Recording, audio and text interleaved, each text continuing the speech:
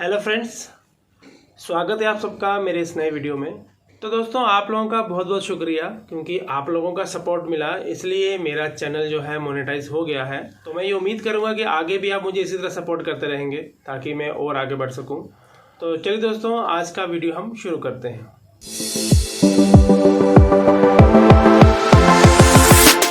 तो दोस्तों, आज का जो वीडियो है ये भी मेरे पे बीता हुआ है। आज की जो मैं आपको घटना सुनाने वाला हूँ वो भी मेरे पे बीती हुई है। तो मैं दोबारा कह दूं कि मैं किसी अंधविश्वास को नहीं फैला रहा जो मेरे साथ बीता है। जो मैंने आपको स्टार्टिंग पहले वीडियो में भी कहा था कि 3-4 घटनाएं मेरे साथ हुई हैं, मैं बस उन्हीं को आपके साथ साझा कर रहा हूँ। तो दोस्तों, ये बात है जम्मू के उधमपुर की।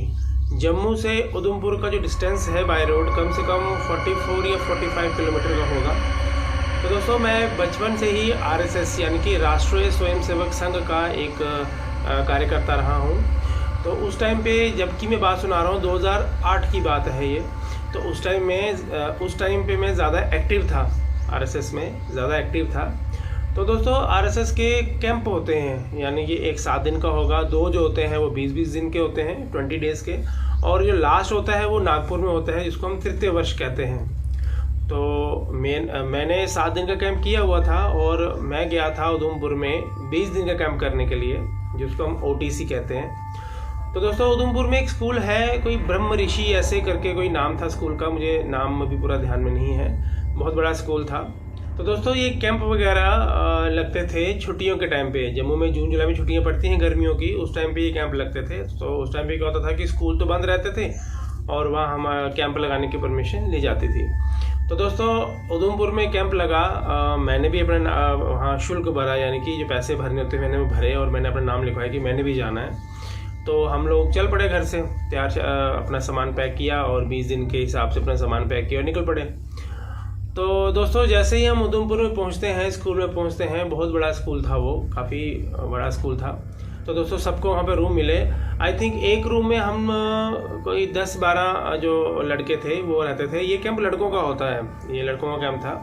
तो एक रूम में कम से कम 10-10, 12-12 लड़के हम रहते थे, और जो रूम बड़े होते थे वहाँ पे ज़्यादा लोग रहते थे। तो इसी तरह कैंप हमारा चल रहा था और हमें बहुत अच्छा लगा था, क्योंकि जगह जगह से आते हैं। इन कैंप का लगाने का एक तरीका होता है, मान लीजिए कि सिटी एरिया का लगाएंगे तो सारे जो वहाँ पे कैंप करने के लिए आएंगे वो सिटी के बच्चे होंगे, सिटी के लड़के होंगे। अगर ग्रामीण का लगाएंगे, हमारे जम्मू का जो ग्रामीण एरिया वहाँ का लगाएंगे तो वहाँ ग्रामीण के लोग आएंगे, और अगर इकट्ठा कंबाइन लगाएंगे तो फिर सब जगह से आते हैं। तो इसी तरह वहाँ कैंप लगा था, जगह जगह से लोग आए थे, तो उनको जानने का मौका मिला, उनसे मिलने का मौका मिला। दोस्तों, बहुत ही मज़ा आ रहा था कैंप में। इसी तरह दिन बीते गए, 1 दिन, 2 दिन, 3 दिन। और सबसे बड़ी बात है कि कैंप का जो खाना होता है, जो हमारे RSS के कैंप में जो खाना बनता है, बिल्कुल सिंपल भोजन होता है, बिल्कुल सिंपल खाना होता है, और उसका जो टेस्ट होता है वो मैं ऐसे बयान नहीं कर सकता। बहुत ही स्वादिष्ट खाना और बहुत साफ़ सफाई से बनता है। तो दोस्तों, इसी तरह खुशी खुशी वहाँ पे हम दिन बिता रहे थे अपने, और बहुत ही मज़ा आ रहा था। इकट्ठे बैठ के खाना खाना, इकट्ठे सब एक साथ नहाते थे, यानी कि वो बम्बू लगा होता था तो पानी गिरता था ऊपर से, सब लोग वहाँ नहाते थे। मतलब कि टाइम टेबल बना हुआ था, सबको टाइम टेबल के हिसाब से चलना होता था। तो बहुत ही मज़ा आ रहा था। और उस कैंप में जो सिखाया जाता है अपनी आत्मरक्षा कैसे करें, वहाँ पे फिर कराटे सिखाते थे। कराटे यानी कि जिसको हम हिंदी में न्युद्ध कहते हैं, न्युद्ध सिखाते थे वहाँ पे। और दंड चलाना सिखाते थे कि अपनी आत्मरक्षा कैसे करनी है, दंड चलाते थे, वो भी बड़ा अच्छा लगता था मुझे। योग आसन सिखाते थे वहाँ पे, और मतलब ये चीज़ें होती थी, बहुत मज़ा आता था वहाँ पे। और रात को सारी एक्टिविटी में जब हम थक जाते थे, पूरा दिन थक जाते थे, और उसके बाद फिर रात को अंताक्षरी का प्रोग्राम होता था, कभी कभी कुछ होता था। यानी कि रात को जो नाइट की जो एक्टिविटी होती थी वो मनोरंजन करने के लिए होती थी, ताकि हमारी जो दिन भर की थकावट है वो दूर हो जाए। तो दोस्तों, होता भी ऐसा ही था कि पूरे दिन की जो थकावट होती थी वो हम रात को निकल जाती थी जब वो रात का कार्यक्रम होता था। तो बहुत ही अच्छा लगता था हमें। और उस कैंप में बाहर से लोग आते थे, हमें देश के बारे में बताते थे, हमारी संस्कृति के बारे में बताते थे, जो चीज़ें हम किताबों में नहीं पढ़ते हैं उनके बारे में बताते थे। तो बहुत अच्छा लगता था, तो बहुत नॉलेज बढ़ती थी इस कैंप में। तो दोस्तों इसी तरह दिन निकलते गए और आई थिंक 10 दिन हमारे हो गए थे और 10 दिन बच गए थे हमारे। तो दोस्तों एक दिन क्या हुआ कि अचानक मेरे सिर में दर्द होना शुरू हो गया। तो दिन भर की एक्टिविटी मैंने कर ली, लेकिन दर्द इतना ज़्यादा बढ़ गया कि रात की जो कार्यक्रम होता था मेरा, उसमें जाने की मुझे हिम्मत नहीं रही। तो मैंने अपने फ्रेंड्स को कहा, जो हमारे रूममेट थे, जो हमारे रूम में थे, मैंने उनको एक बात कही। मैंने कहा आप लोग नीचे जाओ और मैं नहीं आ रहा नीचे, आप दरवाजे को बाहर से कुंडा लगा दो और हेड पूछेंगे तो उनको ये बोलना कि एक जो है, जैसे मेरे लिए पूछेंगे तो उनको बोलना कि उनके सिर में दर्द हो रहा है तो वो रेस्ट कर रहे हैं। तो ठीक है, हो गया सब कुछ। नीचे कार्यक्रम चल रहा है, ऊपर मैं रूम में लेटा हूँ आराम से। मैं लाइट ऑफ करी हुई थी। तो दोस्तों अचानक क्या होता है कि मुझे लग रहा था कि मेरे आगे पीछे कोई घूम रहा है। तो जो स्कूल था जिस रूम में हम थे, उसके बैक साइड पे थोड़ा जंगल जैसा था, क्योंकि उधमपुर पहाड़ी इलाका है तो वहाँ जंगल जैसा था। तो उस खिड़की से साफ दिखता था वो। तो अंदर की लाइट बंद थी, लेकिन बाहर से लाइट तो अंदर पड़ी रही थी। तो दोस्तों ऐसा लग रहा था कि कोई इस पहली खिड़की से निकलता हुआ, और आमने सामने की खिड़की जो होती है, इस खिड़की से निकल रहा है तो वहाँ भागता हुआ उस खिड़की से जा रहा है। और कभी कभी ऐसा लगता था कि मेरे आगे पीछे कोई नाच रहा है, आगे पीछे कोई घूम रहा है। मुझे ऐसा महसूस हुआ। तो मैंने उसको इग्नोर किया। मैंने कहा मेरा वहम भी हो सकता है। तो मैं थका हुआ था, साथ में मुझे लगा शायद थकावट का असर होगा। तो मैं लेटा और मुझे नींद पड़ गई। तो ये था पहला जो थोड़ा सा मुझे डाउट हुआ, कुछ गड़बड़ है। तो दोस्तों उसके बाद क्या हुआ कि कार्यक्रम ख़त्म हुआ, सभी बच्चे जो अपने अपने रूम में आ गए। उसके बाद मतलब ये कार्यक्रम खाना खाने के, रात के खाना खाने के बाद होता है। तो सभी अपने अपने रूम में चले गए। तो ठीक है, सब सो गए आराम से। रात जैसे गुजरती है वैसे गुजर गई। तो क्या हुआ कि सुबह मैंने कुछ बातें सुनी, यानी कि किसी को बात करते हुए सुना। ऐसे कोई कुछ ऐसी बात हो जाए तो वो बात रहती नहीं है, वो फैलती जाती है ना। तो हुआ क्या था कि हमारे जो साथ वाला रूम था, वहाँ के जो 2 लड़के थे वो रात को बहुत ज़्यादा डर गए थे। तो वो डरे क्यों थे? तो जब ये सारी बात सामने आई, वो हुआ ये कि हमारे जो हेड थे उनका नाम था जतिन। हम उनको प्यार से, हम उनको जतिन जी बोलते थे, इज्जत से बात करते थे उनके साथ, जतिन जी बोलते थे उनको हम। तो उनका जो हुलिया था वो बहुत स्मार्ट थे, ऐसी बात नहीं है, बहुत स्मार्ट थे, यंग थे। लेकिन उनके यहाँ से फ्रंट से ना बाल उनके नहीं थे, थोड़े यहाँ से गंजे थे वो। और वो ऐनक पहनते थे, नज़र वाली ऐनक उनको लगी हुई थी। तो मुझे ये पता चला कि उस रूम में क्या हुआ कि उनमें से 2 लड़के, जो जिनकी मैं बात सुना रहा हूँ, उनमें से एक मेरा फ्रेंड है। फ्रेंड यानी कि मैं उसको इतने अच्छे से नहीं जानता, लेकिन मुझे पता है वो रहता कहाँ है। हमारे घर के थोड़ा आगे ही रहता है वो, यानी कि 10-12 किलोमीटर दूर रहता है। तो मैं 1-2 बार उससे पहले भी मिला हूँ, कैंप करने से पहले भी मैं 1-2 बार मिल चुका हूँ उससे। विजय नाम था उस लड़के का। तो हुआ क्या कि रात के कोई 2-2:30 बजे होंगे, ये मुझे पता लगा वहाँ की ये बात हुई उस रूम में। 2-2:30 बजे का टाइम था। तो विजय जो है उसको नींद नहीं आ रही थी। वो करवट कभी इधर बदल रहा था, कभी उधर बदल रहा था, क्योंकि वो थकावट दोस्तों जब हो जाती है, कई बार जो पेन होता है तो आधी रात को नींद खुल जाती है। तो उसी तरह वो नींद में नहीं था, वो नींद खुली हुई थी उसकी। तो उसने अचानक दरवाजे की तरफ मुँह किया। और दोस्तों एक रूल होता है, एक नियम होता है कि हम जब कैंप RSS का अटेंड करते हैं तो वहाँ हम सोते समय दरवाजे को कुंडी नहीं लगाते हैं, क्योंकि जो हमारे हेड होते हैं वो रात भर राउंड लगाते हैं। वो क्यों लगाते हैं? क्योंकि सब बच्चे आराम से सो जाएं। क्योंकि अगर हम नहीं सोएंगे तो नेक्स्ट डे की एक्टिविटी में असर पड़ता है, क्योंकि हमारी नींद पूरी नहीं होगी तो शरीर हमारा थका हुआ रहेगा। तो इसलिए वो राउंड लगाते थे, कोई शैतानी तो नहीं कर रहा है, कोई बातें तो नहीं कर रहा है, इसलिए वो हमें रूम के जो दरवाजे होते थे वो खुले रखने पड़ते थे।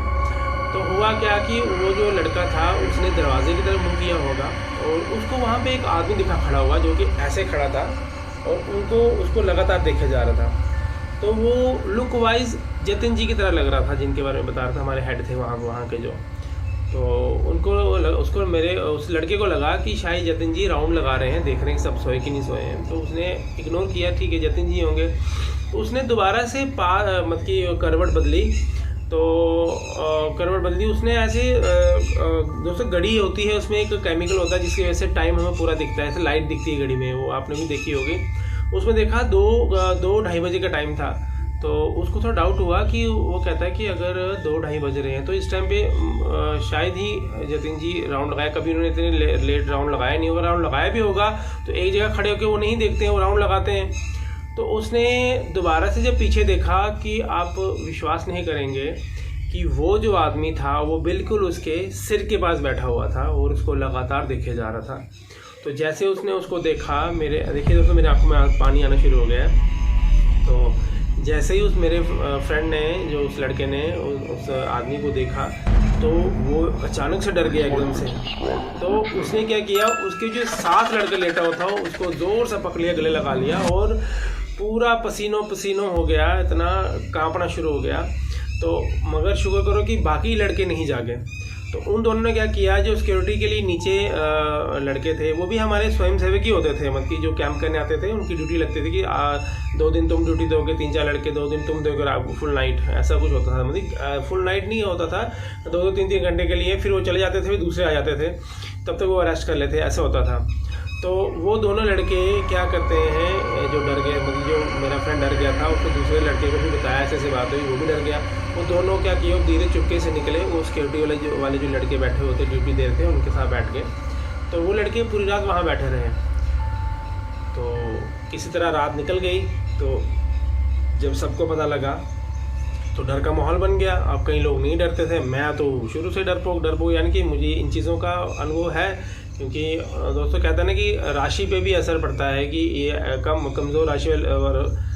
कमज़ोर राशि वाले लोगों को ये चीज़ें दिखती हैं। और मेरे साथ पहले भी 1-2 बार वाक़ये हो गए थे, बचपन का जो मैंने आपको हवेली का बताया, तो उसमें भी मेरे साथ वाक़या हो गया था। तो मुझे इन चीज़ों में विश्वास है, क्योंकि मैंने चीज़ देखी है, ये तो मैं विश्वास करता हूँ, कई लोग नहीं करते हैं।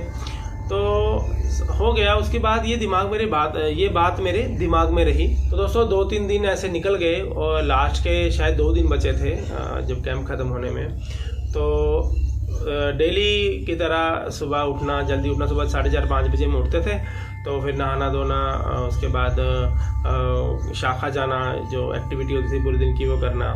तो रात को जब दोबारा सोने की बारी आई तो मैं सो गया। और दोस्तों मुझे आदत है सोने की, मैं जब लेटूंगा और हाथ में हमेशा ऐसे रख के सोता हूँ, मुझे ये शुरू से आदत है। मैं सीधा सोता हूँ, हाथ ऐसे मैं अपने सिर पे रख के सोता हूँ। तो रात को सोए थे हम लोग। उसके बाद क्या हुआ कि यही 2-2:30 बजे का टाइम था कि अचानक से क्या हुआ, किसी ने मेरा हाथ यहाँ से पकड़ा और मुझे इतनी ज़ोर से खींचा कि मैं अपने बिस्तर से कम 2-2.5 फुट आगे खिसक गया। तो और मैं इतनी ज़ोर से चिल्लाया, क्योंकि आप खुद सोच सकते हैं, आप गहरी नींद में अगर सोए हैं तो अचानक से ऐसा हो जाए तो कौन नहीं डरेगा, सब डरते हैं। तो अचानक से मेरा हाथ किसी ने खींचा इतनी ज़ोर से कि मैं 2-2.5 फुट दूर जाके खिसक गया। तो दोस्तों उसके बाद मैं इतना ज़ोर से मतलब चिल्ला चुका था कि सब जाग गए एकदम से, और आसपास के रूम वाले भी लोग जाग गए थे। तो उसके बाद हमारे जतिन जी अंदर आते हैं, बोलते क्या हुआ, और किसी को ये पता नहीं चला कि चिल्लाया कौन। और सब उठ गए हैं और मैं डर के मारे ऐसे सिकुड़ के लेटा हुआ हूँ। तो सभी कहते हैं अरे अनिल को उठाओ। तो किसी को ये पता नहीं चला कि चिल्लाया कौन। और जो मेरे साथ जो लड़के लेटा हुआ था उसके कान ही एक बंद हो गया था, इतनी ज़ोर से मैं चिल्लाया था। उसका नाम भी रवि है, वो मेरा अच्छा फ्रेंड है, अभी भी मेरा अच्छा फ्रेंड है वो। तो दोस्तों उसके बाद क्या हुआ कि हमारे जो हेड थे वो हमारे रूम में आए। तो मैंने उनको कहा कि आप हमारे बीच में आके सो जाओ। उन्होंने अपना बिस्तर लाया और हम सब नीचे सोते थे, नीचे चटाई बिछाई पर बिस्तर बिछाया। तो वो इस तरह मैं सोया था, बीच में वो हमारे हेड सो गए, और उस वाले रूम में उनके साथ रवि, जो मेरे साथ लड़का सोते थे हम लोग इकट्ठे, तो वो सो गया। तो मुझे फिर भी नींद ना आए तो मैंने अपने हेड का जो हाथ था, हमारे जो जतिन जी थे उनका हाथ अपने चेस्ट पे ऐसे रख के पकड़ के रखा। फिर मैं रात को सोया था।